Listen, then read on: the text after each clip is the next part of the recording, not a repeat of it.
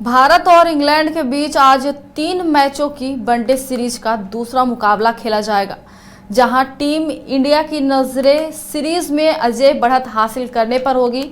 पहले वनडे में शानदार प्रदर्शन करते हुए भारत ने 1-0 की बढ़त बना ली थी और अब दूसरे मुकाबले में जीत दर्ज कर सीरीज अपने नाम करने के इरादे से मैदान में उतरेगी। भारतीय बल्लेबाजी की जिम्मेदारी एक बार फिर अनुभवी बल्लेबाज विराट कोहली और कप्तान रोहित शर्मा के कंधों पर होगी, जिनसे बड़ी पारी की उम्मीद की जा रही है। इसके अलावा शुभमन गिल, श्रेयस अय्यर और केएल राहुल से भी मध्यम क्रम को मजबूती मिलने की उम्मीद है।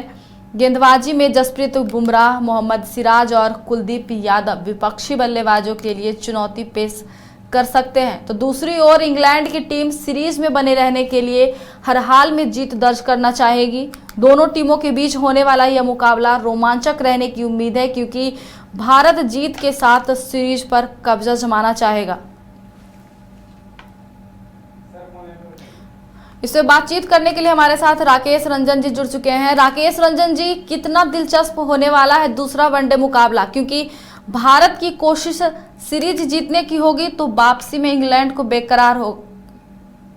यह बिल्कुल आपने सही कहा, क्योंकि भारतीय टीम की एक और जीत और इंग्लैंड का इस सीरीज से जीतने का सपना टूट जाएगा।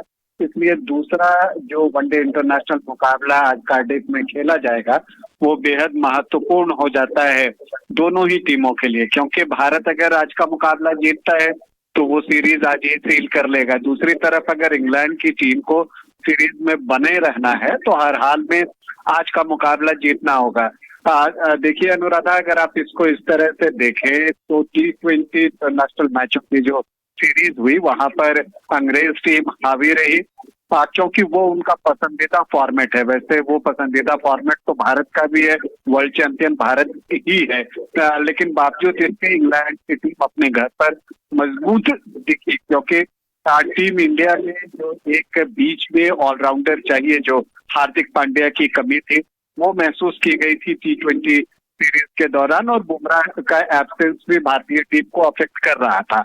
लेकिन अब हार्दिक पांड्या वनडे में तो नहीं है, लेकिन जसप्रीत बुमराह वापस आ गए हैं और उन्होंने पहले मैच में जिस तरह की गेंदबाजी की और अपने लय के साथ गेंदबाजी की, इंग्लैंड की टीम की परेशानी वहीं से शुरू हो जाती है, क्योंकि ओपनिंग स्पेल अगर दमदार हो तो टीम को लय प्राप्त करने में जो अपोनेंट टीम होती है उसको परेशानी होती है। तो जसप्रीत बुमराह के आने से टीम इंडिया बेहद स्ट्रांग हुआ है गेंदबाजी के डिपार्टमेंट में, और जिस ऑलराउंडर की कमी T20 सीरीज में टीम इंडिया महसूस कर रही थी उसकी भरपाई ओडीआई, पहले ओडीआई में अक्षर पटेल और वाशिंगटन सुंदर ने की। तो इनफैक्ट अगर आप देखें तो शिवम दुबे, अक्षर पटेल और वाशिंगटन सुंदर, इन तीनों ने मिलकर ऑलराउंडर्स की भूमिका अदा की और सफलता पूर्वक की। अक्षर पटेल ने तो 4 विकेट भी लिए, अर्धशतक भी जमाया, वाशिंगटन सुंदर ने अर्धशतक लगाया और 3 किफायती ओवर डाले,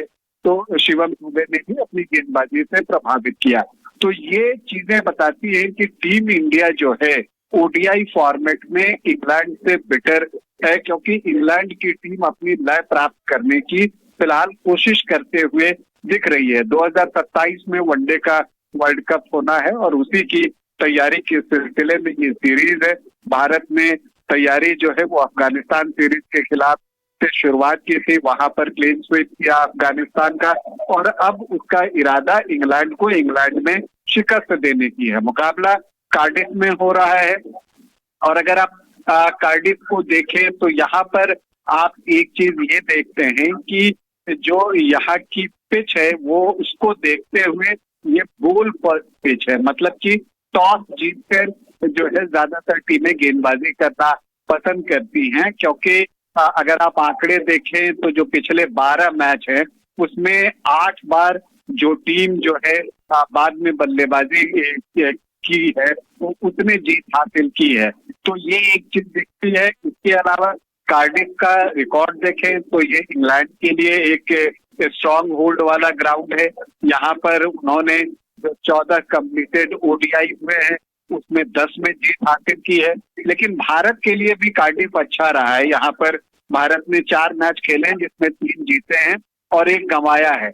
जो हारी थी टीम 2011 में इंग्लैंड के खिलाफ ही हारी थी, लेकिन फिर जब 2014 में टीम इंडिया यहाँ आई थी तो उसने जो है इंग्लैंड को यहाँ पराजित भी किया था। और इन सब के बीच जो चैंपियंस ट्रॉफी हुई थी उसमें श्रीलंका और साउथ अफ्रीका को भी भारत ने जो है कार्डिफ में पराजित किया था। तो उस लिहाज से देखें तो दोनों टीमों के लिए कार्डिफ जो है दोनों टीमों को यहाँ खेलना पसंद है। तो मुकाबला यहाँ पर कांटे का होगा। जहां तक प्लेइंग 11 की बात है तो भारतीय टीम शायद अपने विनिंग कॉम्बिनेशन के साथ छेड़छाड़ करना जो है वो नहीं चाहेगी। वहीं इंग्लैंड की टीम में जो है वो ब्राइडन कार्स की एंट्री हुई है।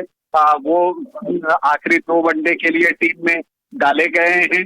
तो अब मुझे लगता है कि जॉश टंग की जगह पर कार्स को प्लेइंग 11 में जगह मिल सकती है। हालांकि आप ये भी देखें कि पहले वनडे में इंग्लैंड ने एक कम तेज गेंदबाज खिलाई थी और इसकी कीमत उनको चुकानी पड़ी है। तो ऐसे में ये हो सकता है कि डॉसन, जिन्होंने कि पिछले मैच में शानदार बल्लेबाजी की थी लेकिन गेंदबाजी वैसे नहीं कर पाए, तो उनकी जगह साकिब महमूद को टीम में जो है इंग्लैंड की टीम डाल सकती है।